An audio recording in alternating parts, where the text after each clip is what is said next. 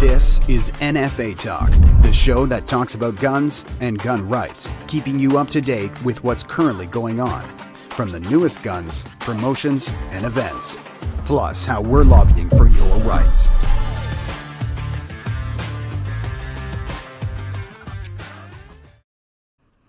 All right, it's time for another episode of NFA Talk. And for those that you that don't know, as of August 19th, the Liberals took another kick at the firearms community. They've now made it so you cannot import your handguns or any new handguns into Canada for that fact. So joining me tonight, I have our president, Rick Iggersich, our vice president, Blair Hagan, and from Quebec, I have Chuck Cote. Guys, how you doing? Good, Jordan. How are you tonight? Absolutely great. So, I mean, you know, the Liberals have taken another kick at us. They've, with Parliament not being in session, they went ahead and they found a loophole, and they've now blocked off all the importations of new handguns into Canada as of the 19th. It's absolutely terrible. There are some exceptions. Chuck, you've already gone through this. Maybe you can run everybody through that. But, if you're traveling if you're Canadian and you're traveling out of country or you go to the U.S. to shoot competitions, from what I hear, Chuck, there's a lot more paperwork involved, right? Yep, definitely, Jordan. It used to be just when you come back to Canada, you used to show your handgun certificate, and each certificate has like the serial number of your handgun. So like, let's say you bring 5 handguns. You showed the CBSA agent your paperwork. He sometimes verify the serial number if it matched your certificates. But now it's a totally different process. You got to go through Global Affair Canada. You got to file some paperwork for each of your handguns. You got to ask an import permit for each time you cross. And there's a fee for this now. So basically, it's going to cost a lot more. Let's say for someone who's been shooting, who lives near the border, who has his club in the U.S. The bill is a lot more expensive. Yeah. I went through that process this week. Basically, I have the information here. It's by the value of your handguns. Let's say if you bring one handgun that's value less than $1,000, it's going to cost you $15 for each crossing, and the import permit is valid for 29 days. If it's between $1,000 and $5,000, it's going to be $19. More than $5,000 to $10,000, it's $23. $10,000 and more, $27, and $20,000 and more is $31,000. We all know that guys who compete, let's say in IPSC, sometimes they have like a backup gun and a backup of a backup gun. So it can easily go up fast. Yeah. Just to clarify that, Chuck, that permit's only good for 29 days, but it's only good for one crossing. Once you do the one crossing, that permit's done. You have to reapply. Yeah, that was my surprise, because I thought I would have to do the import permit every 4 weeks, let's say, and then no, I learned this week that it's only good for one crossing. So I was thinking about going to the range tomorrow, and I have a match Saturday, so I would have to have done 2 import permit. And I mean, it's very complicated to do it. There's a lot of paperwork. I mean, it's not easy, and it's not made for individuals. You see that on the files, they ask you for your business name, but we're not a business, so yeah, it's definitely not paid for individuals. This is actually it's quite disturbing, because this is your own property. It's already been imported once into Canada. Taxes have been paid, and now every time you take it out and you bring it back, you're now getting taxed, and it makes you wonder. This opens up a whole new can of worms. When you cross with your car, you don't need an export permit and an import permit with your vehicle or any other of your possessions that you take across. So all of a sudden now you need an import and export permit for your handgun. What road are we going down here? What do you guys think? It makes absolutely no sense. We're paying, we bought the firearm in Canada. We paid the taxes on it. Back in the day, it was the old green slip when you wanted to bring your stuff that you exported back into Canada, you showed them your greens slip. Everything was listed on your green slip. Now it's a big money grab, and Global Affairs Canada is doing it. It's not the RCMP, it's not CFO, it's not anybody else. It's Global Affairs Canada is in charge of this. It doesn't make any sense to me. You're muted there, Blair. Blair, you're muted. Yeah, maybe it's a good thing, because I'm sitting here chuckling to myself. And once again, you guys are all out of line on this. You know what your problem is? You're trying to look at this logically. Okay, stop it. Cut it out. All right. Don't try to apply logic to any of this. Okay. Point well taken. And when the Liberals are involved, there is no logic.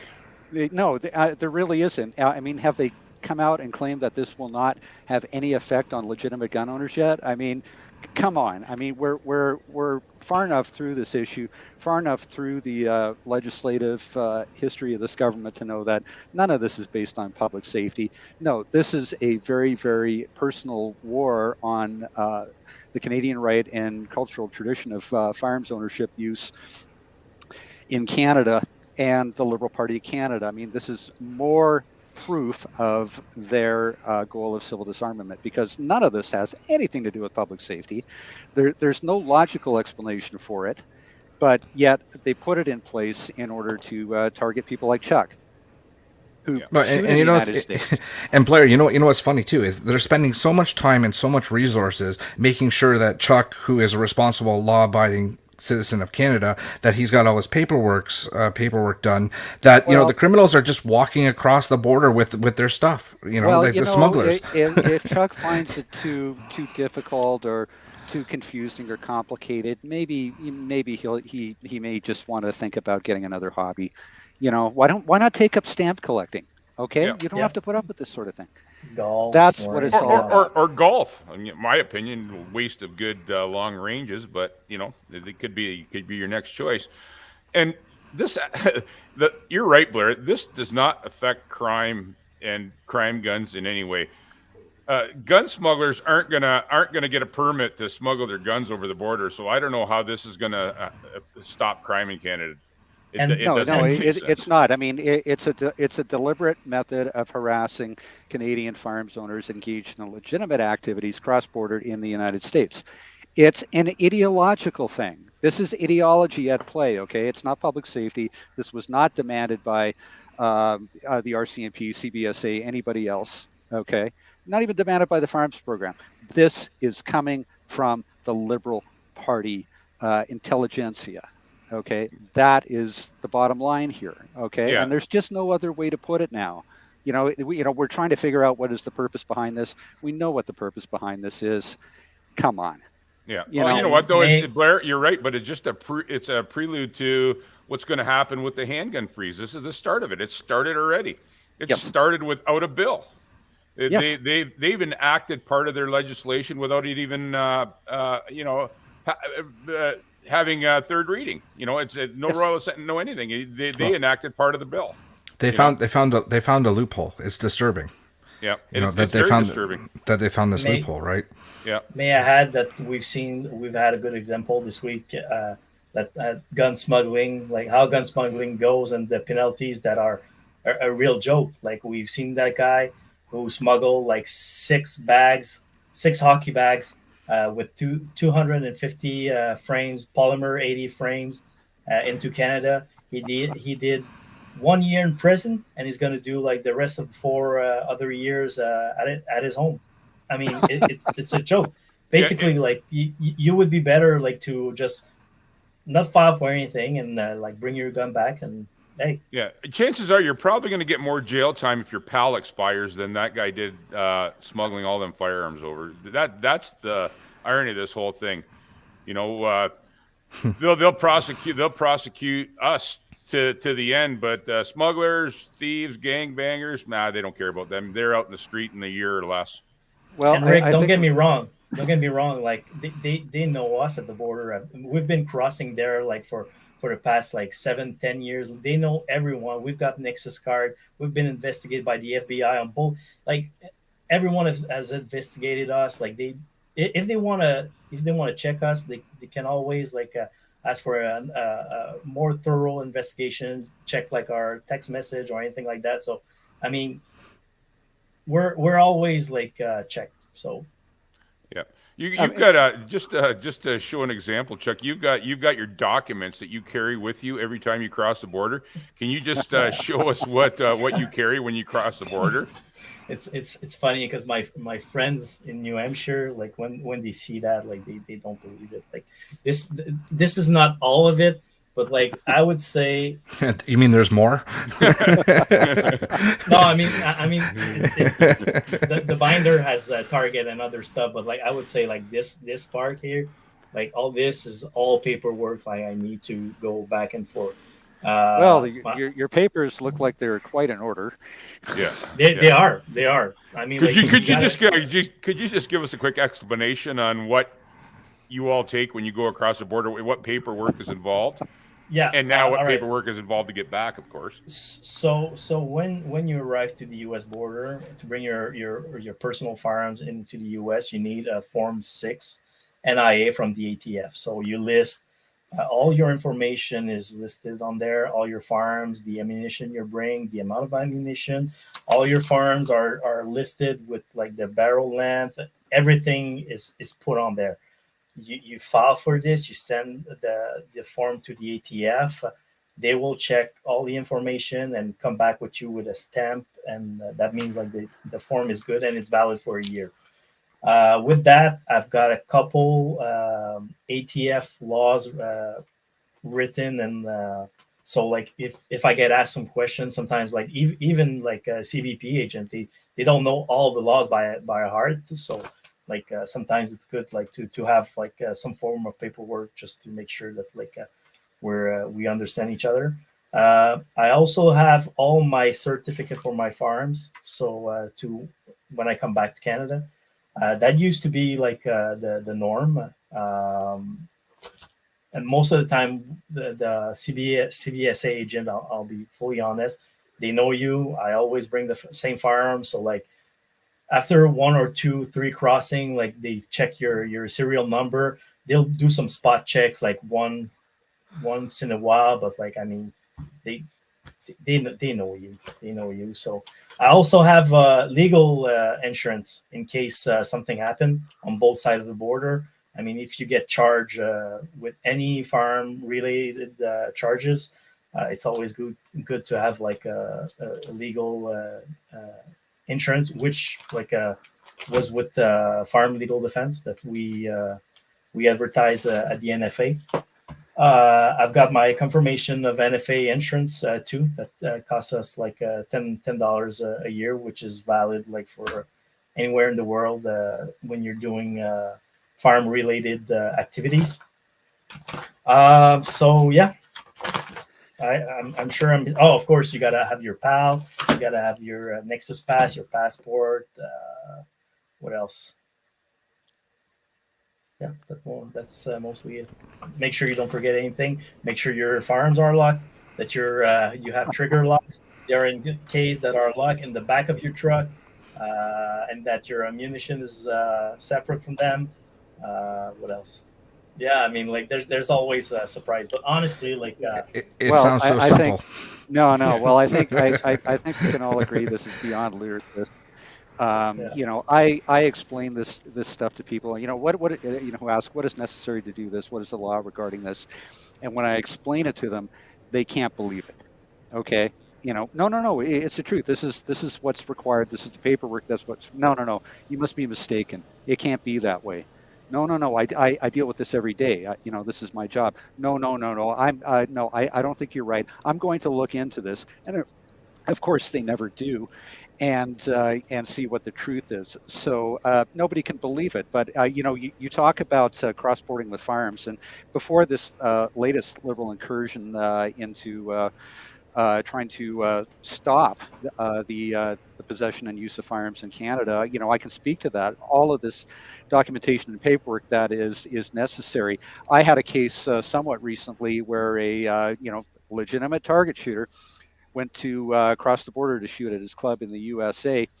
Uh, did so, crossed into the USA, participated in the target competition, came back to Canada, went through the border, and they asked to see his paperwork. Okay, and he thought he had all of his paperwork. He had his firearms license, he had the registrations for the firearm, his ATF Form 6, everything was good to go. And then they asked him for his ATT. Yeah. And he went through his binder and went through his paperwork and realized that, oh my God, I've forgotten it. Uh-oh. Oh my God, what am I going to do now? RCMP came over, seized his firearms, and charged him. Yeah. Okay. Even though it's just to interject, Blair, even though it's attached to your PAL, when you get your PAL, your ATT, you still have to carry that little piece of paper that comes stuck underneath your PAL with all the conditions of carry on it, which is nothing short of ridiculous. That PAL card, the useless license that it is, should have that information on there. And right. There's a magnetic strip on that, which apparently was never used for anything. I heard the new PALs are coming with no magnetic strip on them. That's what I've been hearing lately. So, yes, indeed. But I mean, it just goes to show the punitive nature of this system. All of this paperwork, all of this regulation is completely unnecessary. We know that now, and yet here's more of it. We all know why. I mean, we're sitting here just sitting back going, this is preposterous. There's no other way to put it. This does nothing. We know why they're doing it, and you know what? In the future, when there is a new government, this has got to change. And this is certainly on the agenda of Canada's National Firearms Association to address this type of stupid over-regulation that cannot be justified. Yeah, I just want to I just want to backtrack 1 second. So there was recent changes to the Firearms Act, and we don't have an automatic ATT to the border and back. So that has to, you have to apply for that one. You have to get in contact with your CFO. So that you have to have a separate piece of paper for. Right now, all we have automatic TTs for is to the range and back, and from the point of purchase to back home. Yeah, and that was since July last year. That was Bill C-71. Yeah. That's right. And I think most serious firearms owners, target shooters who do cross border into the USA know that. But the fact of the matter is, I mean, a lot of these regulations, once again, are so convoluted and poorly communicated that, people with no criminal intent run afoul of the law. And it's criminal law, and they are criminalized. And that's wrong. I mean, it's wrong. And there's been so many wrongs committed by this Liberal government that where do you start, where do you end in trying to point it out? I mean, we've been at this for years doing it. And, we've had successes in legislative and regulatory reform, to be sure. But I think what we're talking about is once a new government is elected, we need fundamental firearms law reform that addresses every part of this. Okay. Yeah. Every edifice of the Liberal Firearms Act has to be replaced, because if you leave it in place and you make it, we'll make it a little bit fairer, and we'll, do a few nips and tucks here, and, that's reasonable. No, because eventually they're going to get reelected and they're going to come back at us. And I think governments have to learn that. I think certainly this is a dialogue that we're having with the Conservative Party right now. A lot of Conservative Party members are familiar with these issues. But when we get into a period of legislative reform, we all have to be on them, not just us here in NFA. Our members got to be on their members of parliament, got to be on the government saying, no, that's not enough. We need major reforms. Yeah. Well, look at the big picture of just this one thing here. There is no more handguns being imported into Canada. What about the up and coming shooters? When they put the freeze, when they freeze movement of all handguns in Canada, the ramifications of this are just unbelievable. Rick, and it's going to get worse. Rick, you already know the answer to that. You know exactly what is being done here. Look, this is an economic and culture war that is being waged on Canadians by the Liberals and their fellow travelers internationally. The next federal government must approach this issue on the same terms, okay? Constitutional and legislative protections for the Canadian right and cultural tradition of firearms ownership, and the protection of business and industries engaged in supporting that. Okay, this is the minimum of what must take place. With the limited but important legislative reforms we achieved under the Harper government, history has shown that band-aids and half measures aren't going to stop the liberal civil disarmament agenda, okay? Strong legislation is needed on several fronts to protect the rights and freedoms and property of Canadians. Yeah. We know what the liberal agenda is. It is to destroy our culture, okay? They tried it with long gun registration and every other part of Bill C-68, and they wound up with egg on their face. They created a gun lobby in Canada. I don't think any of us would be sitting here today if it wasn't for Bill C-68 back in the 90s.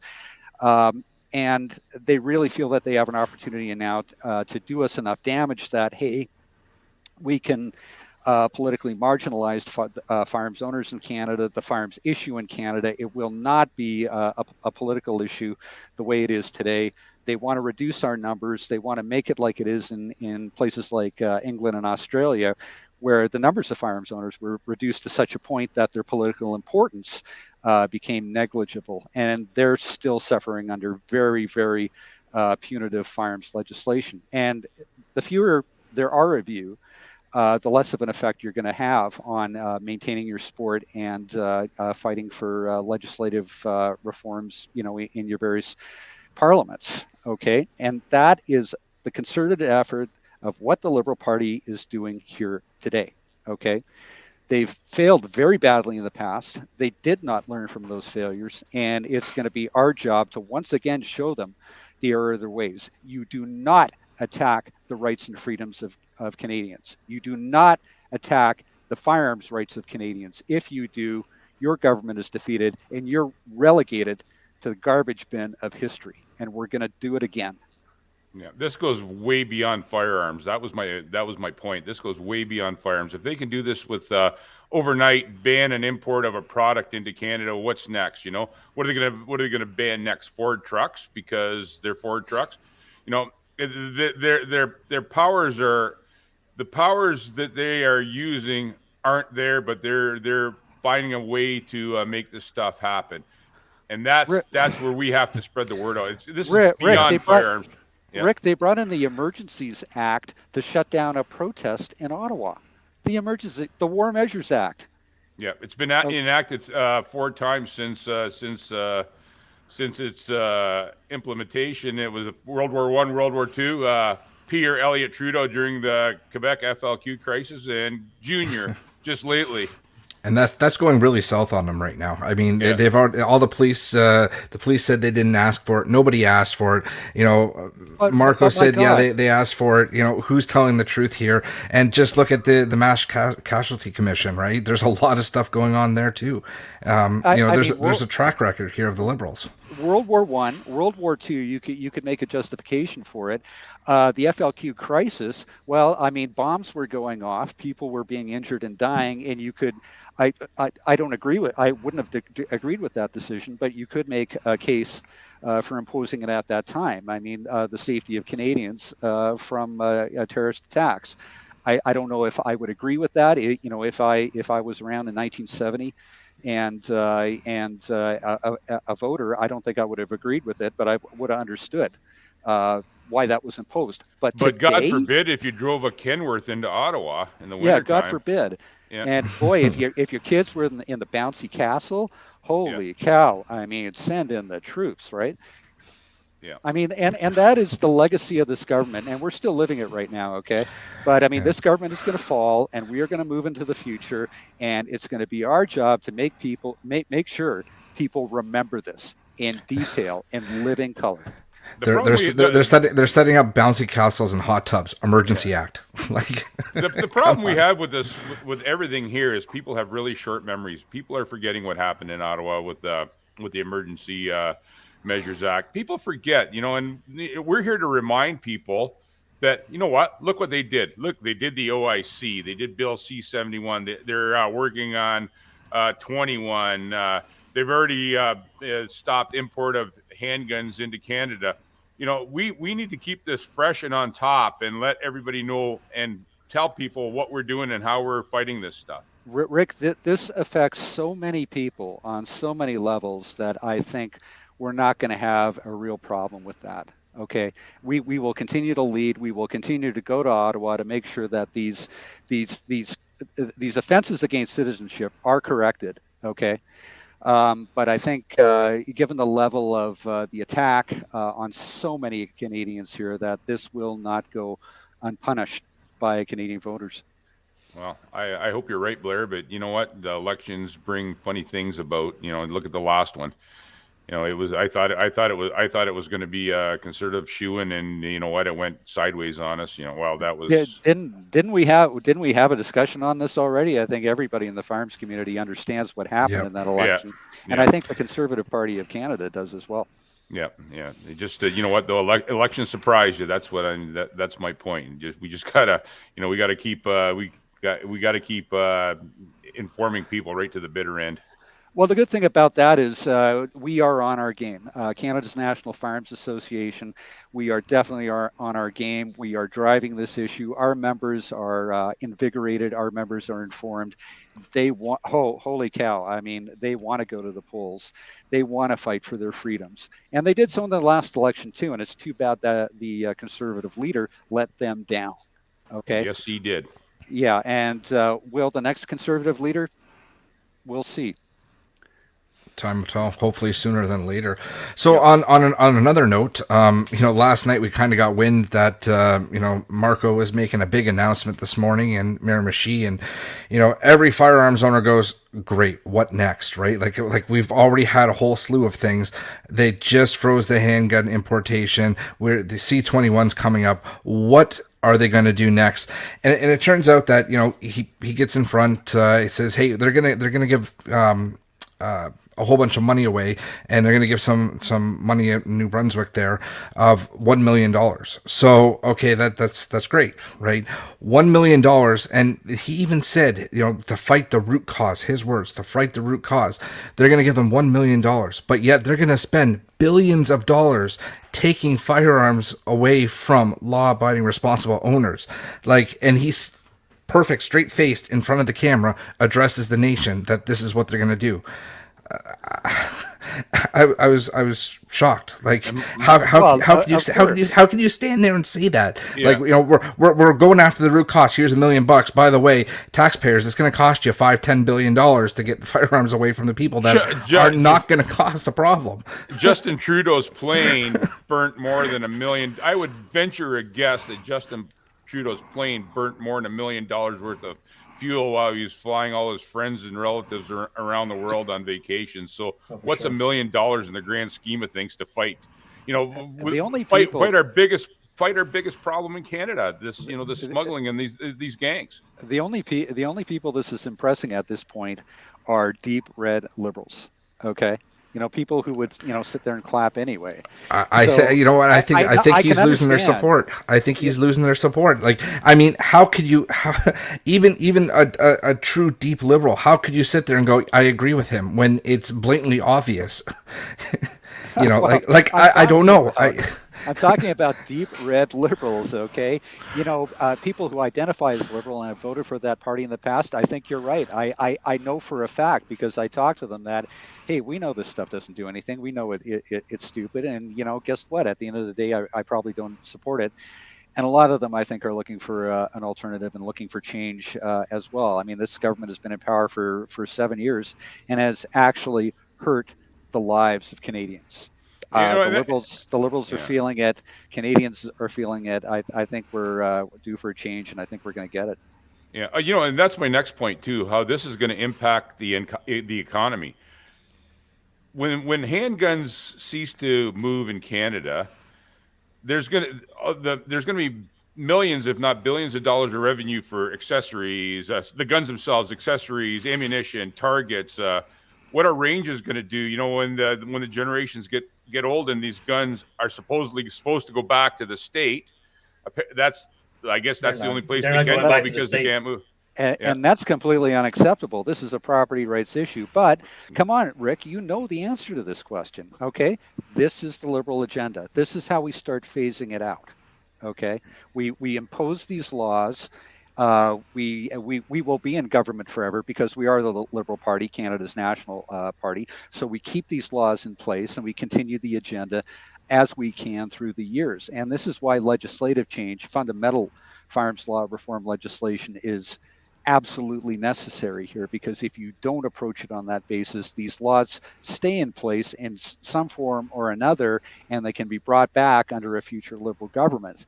Okay, but that is the agenda here. You ask, what about the effects on Canadian businesses? They don't care. What about the effects on the rights and property of Canadians? They don't care. Okay, so that is the answer. They don't care. This is part of their agenda. And if you're hurt by it, sorry, but it's for your own good. Wow. They're attacking the livelihood of many Canadians. It's a full industry that's being attacked. Like, I mean, it doesn't make any sense. No. Well, and just if you look at the numbers of the just handguns that come into Canada, and we'll probably be doing something about this down the road a ways, but the revenue, like you said, but Blair, the other thing is the tax money they're going to lose on this whole deal. Every time something moves, there's taxes in every province. In Ontario, it's 13%. It's a harmonized sales tax. Well, they don't seem to look at the big picture because they've got their blinders on. And I know what you're saying. I know what you're saying. They have an agenda, but they don't look at the other end of the agenda. What's going to happen when this happens? There you go again, Rick. The loss of tax dollars. Print more money. I was just going to say that. Just print more, right? Yeah. Then the little word called inflation comes into play there, Blair. What is that? Why do we use that word, Rick? Well, it's now justflation. Just inflation. Yeah. Just inflation. Yeah. Rick, I don't think about things like that. I think about Canadian families. Yeah. I mean, this is the ludicrous state of our political scene in Ottawa right now, where, my God, where a Canadian political figure can stand up in Parliament and just use these type of idiotic platitudes and say absolutely baseless statements based on feel-good bromides and think he can get away with it. And you know what? He can't. You can't get away with it forever. No, somebody's going to have to pay the piper at the end of the day, and tax loss, and driving the economy down, and causing an inflation. Everybody's going to feel that, but unfortunately, like you said, the diehard bleed red liberals, till they realize that, wow, I can't go and buy that extra loaf of bread today. Then they're going to realize, well, maybe we should reevaluate and voted a different way when this was all happening in the first place. Well, the good it's starting news now. It's starting now. The good news is it's starting now, and it's happened in the past. Okay, yeah. This is not the first time that Canada has been in this sort of situation or this kind of shape. Hey, we've defeated Liberal governments in the past. We defeated a Liberal government in 2006.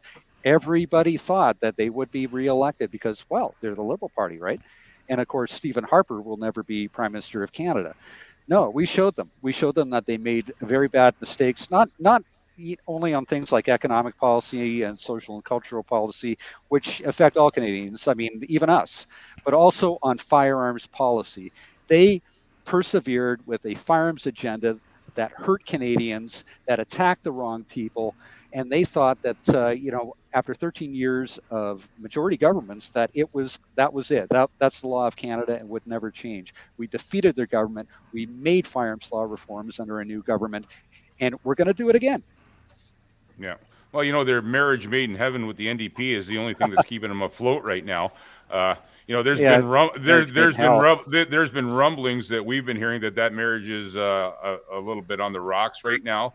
So hopefully sooner than later we can get an election or they call an election and we get this stuff sorted out. But like I say, Blair, you keep bringing that up the past, but people have a tendency to forget what happened in the past. That's why we're here. Exactly. My point. No, exactly, and we've lived that. We've the wealth of our experience, our involvement in this issue over the years, I know there's a lot of frustrated people out there right now who are very, very worried about, their property, the future of their property, their sport, their cultural heritage, because this is a cultural heritage and it's a legitimate one in Canada. And it's one that we need to protect and celebrate. I've been harping on that for years. Okay. But the fact of the matter is that we have political and legal solutions to this. Political and legal solutions that exist now that didn't even exist in the past. Okay. So if you're feeling depressed or frustrated, or if you're worried, and you're perfectly justified in being so, look, it's not a one-way street. Okay, governments have a finite life. Every government falls. Okay, this prime minister has completely failed Canadians. It's widely recognized, and we do have an alternative in Ottawa, and those things are so important. Even with that said, Blair, you got to remember, though, even if the party does change, it's our job to convince the new leaders or help them in a direction that they need to go. It just, and there's another problem. We could end up with a leader, and I'm not saying who's going to win the CPC leadership, but we could end up with a leader that's on the same page as the Liberals, and then where do we sit? So there's another thing we need to look at present time. Put the right guy in there, at least somebody we can talk to. Yes. They're not gonna. The guy's just not gonna jump in there and get rid of the Firearms Act. He's not drop the. You know what? We need to apply a little bit of pressure, and we need to talk to these people once they get exactly. But Rick, that's what we've been doing for the last 6-8 months over a year. We have. Yes, we have. I know you've been meeting with the Conservative Party candidates. I've been meeting with the Conservative Party candidates, taking our message to them directly. Me too. And Jordan, who is so important with NFA Talk here. Okay. Yeah. And they have heard us. Okay. And that is why they have all come out with firearms policies that some better than others, some a little more nuanced than others. But they have all addressed their firearms policies based on the issues that we have, the issues that face Canadians today. And that's a very important thing to recognize. When Jean Charest starts talking about, comes out at the start of the campaign and says, well, I'm not going to change anything, flip-flops and says, no, I'm a friend of firearms owners. You're on the right track. And it's through our hard work, the hard work of our members, the hard work of the broader firearms community, that is a political game that we can celebrate. Yeah, Jean Charest also said that was kind of like deja vu there, except the other way around. He's not. He's not. Yeah, Jean Charest also said that he's a diehard conservative, but meanwhile he was the Liberal premier of Quebec. So I don't know how you correlate those two. The problem with Jean Charest is, and we very much wanted to give him a platform to explain his thoughts on firearms policy, express his firearms policies to our membership and members of the firearms community in that NFA talk. Okay, we were not going to shy away from the tough questions, and we did not. We made him face those questions, and he had an opportunity to address them. Okay, it was up to him to convince people that he maybe had a mea culpa, or had changed his views on firearms ownership, or maybe had a better understanding of the issue at this juncture here. Did he do that? I don't know. You know what? The voting's coming to an end here, if it hasn't come to an end, and I just hope that people chose wisely, because this is a critical juncture in Canadian politics. Very much is.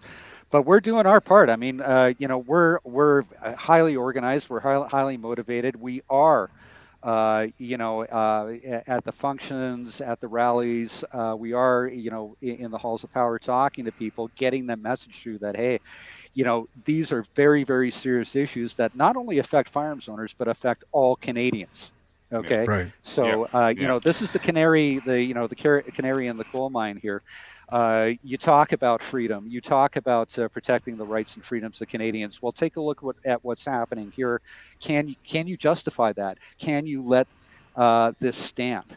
And I think, to their credit, most of them have very much decided emphatically that it cannot. Right. And I'm gonna jump in and say, I've been going to a lot of these meet and greets as well. And you get talking with people in the crowd, and it's not just us that are really pushing hard. Like you start talking with the people. I've met a lot of firearms owners there, and they're like, we're here for that exact same reason. So like we are taking the charge here. We are doing what we do, but I'm seeing a lot of firearms owners just going out there and voicing their opinion for themselves as well, which is, it's great to see, because everybody needs to get on board with this. We know this is a bedrock issue in the Conservative Party of Canada. Some of them don't like it. Some of them don't like the way the firearms issue has sort of manifested itself in Canada over the last 10, 15, 20 years, 25 years. But it's one that they're faced with now. And they know that we're a really big factor. That's we are a constituency that they cannot afford to tick off. The more enlightened ones understand this issue the same way we do. I talk to members of the Conservative Party, MPs, people in the back rooms, and say, hey, this affects me too. I'm a firearms owner. Okay.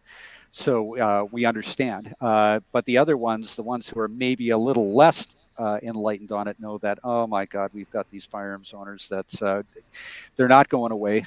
We know there's problems with firearms laws. And if we form government or hold power, that they're going to be coming at us, and they're going to want results, and we're going to have to deal with that.